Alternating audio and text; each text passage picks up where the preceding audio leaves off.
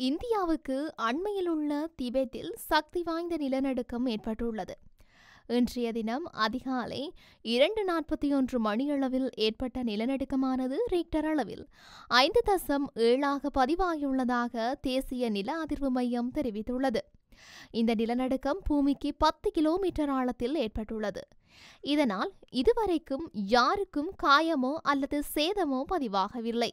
முன்னதாக மே 8ஆம் தேதி இந்த பகுதியில் 3.7 ரிக்டர் அளவிலான நிலநடுக்கம் ஏற்பட்டமையும் குறிப்பிடத்தக்கது.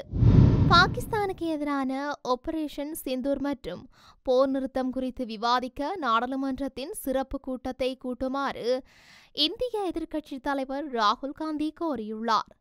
பாகிஸ்தானுடன் மத்திய அரசு போர் நிறுத்த ஒப்பந்தத்தை அறிவித்த ஒரு நாளுக்கு பின்னர் எதிர்க்கட்சித் தலைவர் ராகுல் காந்தி பிரதமர் நரேந்திர மோடிக்கு கடிதம் மூலம் இந்த கோரிக்கையை முன்வைத்துள்ளார். அமெரிக்க ஜனாதிபதி டொனால்ட் ட்ரம்ப் முதலில் போர் நிறுத்தத்தை அறிவித்ததை ராகுல் காந்தி இந்த கடிதத்தில் அடிக்கோடிட்டு காட்டியுள்ளார். ஆபரேஷன் சிந்தூர் மற்றும் அமெரிக்க ஜனாதிபதி ட்ரம்ப் முதலில் அறிவித்த போர் நிறுத்தம் குறித்து மக்களும் அவர்களது பிரதிநிதிகளும் விவாதிப்பது மிகவும் முக்கியம். அத்துடன் இது எதிர்வரும் சவால்களை சந்திப்பதற்கான கூட்டு தீர்மானத்தை நிரூபிக்க ஒரு வாய்ப்பாகவும் இருக்கும். எனவே இந்த கோரிக்கையை தீவிரமாகவும் விரைவாகவும் பரிசீலிக்க வேண்டும் என்று ராகுல் காந்தி தமது கடிதத்தில் குறிப்பிட்டிருக்கின்றார். முன்னதாக அமெரிக்க ஜனாதிபதி டொனால்ட் ட்ரம்ப் இரு தரப்பினரும் போர் நிறுத்தத்திற்கு ஒப்புக்கொண்டதாக அறிவித்தார். இதனை அடுத்து அமெரிக்க வெளியுறவு செயலாளர் மார்க்கோ ரூபியோ போர் நிறுத்தத்தை அறிவித்தார். அமெரிக்காவின் இந்த அறிவிப்புகள் வெளியாகி அரை மணி நேரத்திற்கு பின்னரே வெளியுறவு செயலாளர் விக்ரம் மிஸ்ரி இரண்டு தரப்பினருக்கும் இடையில் போர் நிறுத்தம் மாலை 5 மணி முதல் நடைமுறைக்கு வரும் என்று அறிவித்தார். பாகிஸ்தான் பிரதமர் ஷெபாஸ் ஷெரீப் உட்பட பாகிஸ்தான் தலைவர்கள் சமூக ஊடகங்களில் போர் நிறுத்தத்தை அறிவித்து அமெரிக்க ஜனாதிபதி டொனால்ட் ட்ரம்பிற்கு நன்றி தெரிவித்தனர். குறிப்பிடத்தக்க வகையில் இந்திய தலைமையின் எந்த அதிகாரப்பூர்வ பதில்களும் இந்த போர் நிறுத்தத்தில் அமெரிக்காவின் பங்கை முன்னிலைப்படுத்தவில்லை. முந்தைய ஆட்சியாளர்களைப் போலவே புலம்பெயர்தலை வைத்து அரசியல் செய்ய துவங்கிவிட்டார் பிரித்தானிய பிரதமர் கெய்ர் ஸ்டார்மர்.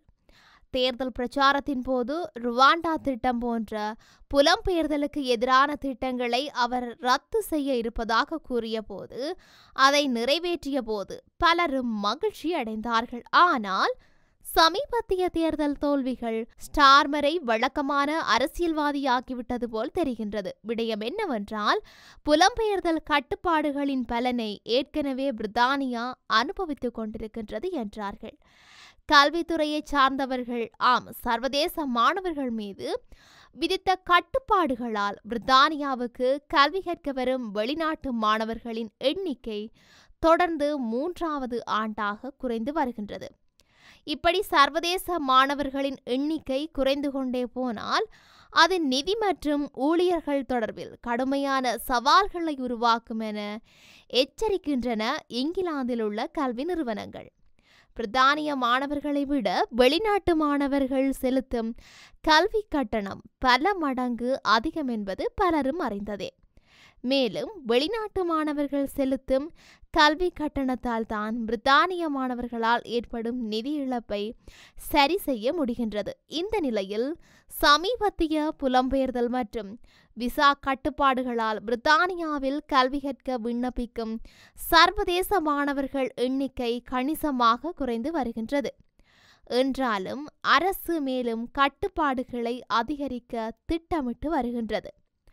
பல்கலை மற்றும் கல்லூரிகள் யூனியனுடைய பொதுச் செயலாளர் அரசின் நடவடிக்கைகளால் சர்வதேச மாணவர்கள் எண்ணிக்கை குறைந்தால் பல பல்கலைக்கழகங்கள் கடுமையான ஏற்கனவே நிதி நெருக்கடிக்குள் ஆளாகியுள்ளதாகவும் கல்வித்துறையில் சுமார் 10,000 பேர் வேலை இழந்ததாகவும் சமீபத்திய துறைசார் அறிக்கையொன்று உறுதி செய்ததாக தெரிவிக்கின்றார்.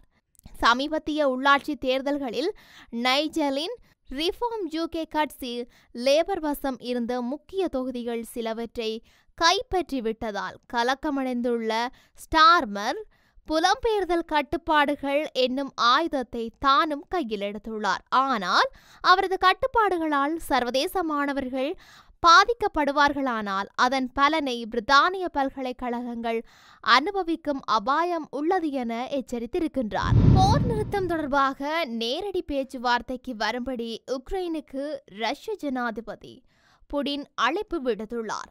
ரஷ்யா உக்ரைன் இடையே 3 வருடங்களுக்கு மேலாக போர் நடந்து வரும் நிலையில் அதை நிறுத்த உலக நாடுகள் முயற்சித்து வருகின்றன.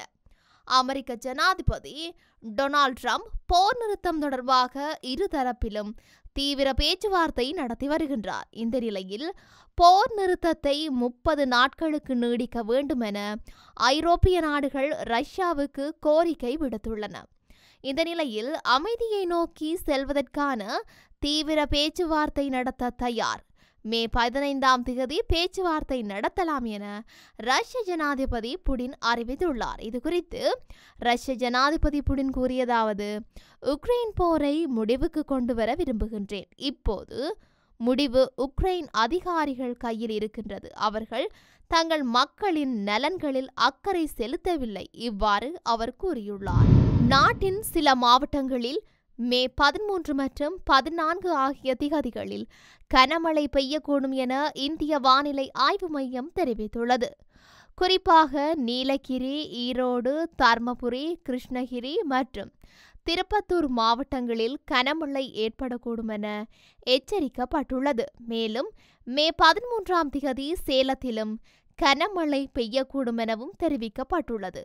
மே 10 முதல் 13ஆம் தேதி வரை தமிழகத்தில் சில பகுதிகளில் அதிகபட்ச வெப்பநிலை 2 பாகை சி முதல் 3 பாகை சி வரை உயரக்கூடும். ஆனால் மே 14ஆம் தேதி சில இடங்களில் வெப்பநிலை குறைந்திருக்கும் என எதிர்பார்க்கப்படுகின்றது. சென்னையில் வானிலை சில இடங்களில் மேகமூட்டமாக இருக்கும். அதிகபட்ச வெப்பநிலை 38 பாகை சி தொடக்கம் 39 பாகை சியாகவும் குறைந்தபட்ச வெப்பநிலை சுமார் 28 பாகை சியாகவும் இருக்கும். மே 13ஆம் தேதி தென் அந்தமான் கடல் பகுதிகள், தென்கிழக்கு வங்கக்கடல் மற்றும் நிக்கோபார் தீவுகளுக்கு தென்மேற்கு பருவமழை முந்தைய காலத்திலேயே நுழையக்கூடும் எனவும் வானிலை மையம் தெரிவித்துள்ளது. மேலும் நாகப்பட்டினம், காரைக்கால் மற்றும் ராமநாதபுரம் ஆகிய பகுதிகளில் சனிக்கிழமை லேசான மழை பதிவாகியுள்ளது. இதில் நாகப்பட்டினத்தில் 3.6 சென்டிமீட்டர் மழை பதிவாகி மாநிலத்தில் அதிகப்படியான மழை அளவை பெற்றதாகவும் தெரிவிக்கப்பட்டுள்ளது. கனடாவின் வேலையின்மை வீதம் ஏப்ரல் மாதத்தில் 6.9% உயர்ந்துள்ளதாக அந்த நாட்டு ஊடகங்கள் செய்தி வெளியிட்டுள்ளன. மார்ச் மாதத்தில் 0.1% உயர்ந்த நிலையில் ஏப்ரலில் மேலும் 0.2% உயர்ந்துள்ளது. இந்த உயர்வால் வேலைவாய்ப்பு வீதம் 2024 நவம்பரில் இருந்த நிலைக்கு திரும்பியுள்ளது. இது 2020 மற்றும் 2021 ஏற்பட்ட கோவிட் பாண்டமிக் ஆண்டுகளை தவிர்த்தால் 2017 ஜனவரிக்கு பின் கனடா கண்டுள்ள அதிக வேலையின்மை என தெரிவிக்கப்பட்டுள்ளது. இது கடந்த ஆண்டை விட அதிகம் என தெரிவிக்கப்பட்டுள்ள நிலையில் ஏப்ரலில் மொத்த வேலைவாய்ப்பு பெரிதாக மாற்றமில்லாமல் இருந்துள்ளது. அதாவது வேலைவாய்ப்பு விகிதம் 0.1% குறைந்து 60.8% இருந்த நிலையில் 15 முதல் 69 வயதுடைய ஊழியர்களில் 13.2% எதிர்வரும் 6 மாதங்களில் தங்கள் நிறுவனத்தின் பணியாளர்களின் எண்ணிக்கை குறையும் என எதிர்பார்த்துள்ளனர். அமெரிக்கா சார்ந்த ஏற்றுமதி தொழில்களில் பணியாற்றும் ஊழியர்களில் இந்த எண்ணிக்கை 18.6% இருந்தமையும் இங்கு குறிப்பிடத்தக்கது.